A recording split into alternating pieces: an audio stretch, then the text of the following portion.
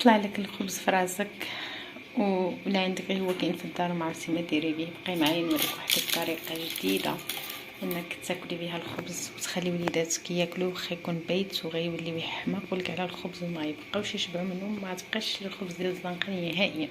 بقاي معايا. ايوا كيف معوداكم دائما جبت لكم واحد الوصفه اللي كتوجد في الدقيقه 90 واللي كتقدري توجديها في الوقت اللي ما عندك والو في الدار، وحرفت لك ما عرفتي ما ديري، ما فيك اللي يعجن ما فيك ما يرون ما فيك اللي يشري. غتنوضي تاخدي واحد الخبزه عندك وغتقسميها على جوج كيف شفت انا، وهنايا دهنت بداك لاصوص غوز اللي كنت وجدت معكم داك النهار فاش في الصيف تكورني. كدهني هاد الخبيزات مزيان من بعد ما كتقسميهم على جوج بحال هذا الشكل.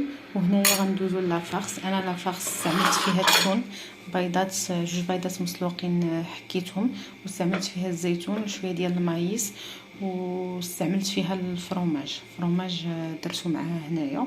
ومن بعد غادي ندوز نعمر هاد الحشوه، غادي نحطها فوق هاد الخبز. بسم الله على بركه الله.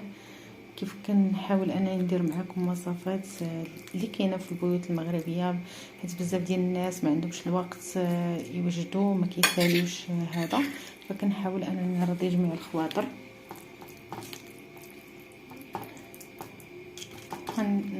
ندير الحشوه هنا. هي كيف كتشوفوا معايا انا صايبت لافارس ديالي حطيتها فوق الخبيزات.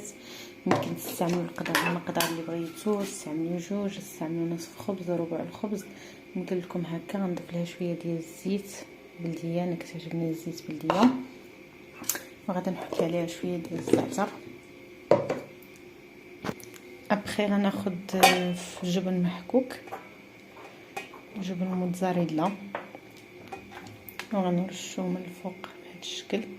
ديجا راني درت فيها الوسط. هذا لا مارك اول مره غنجربها، ماشي هو اللي كنت خديت من مرجان، انا مرجان بعيد عليا ما تيسرليش انني نمشي، فخديت هذا واحد هنايا من هنا. دابا غندخلهم الفران ونوريكم كيفاش كيجيو. هانتوما شوفوا على حلاوه، شوفوا كيجيو كيحمقوا.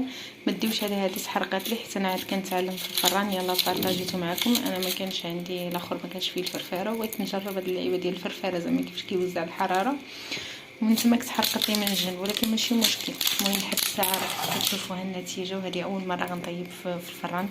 صايبت فيها هاد الخبيزات، سميوهم خبيزات سحريين، سميوهم اللي عجبكم صراحه. كيشهيو وباقي سخونين، يعني دابا قرب يأذن. الله يتقبل منا ومنكم. وهادو دابا يمكن لكم تقدموهم هكا، يمكن لكم تقسموهم.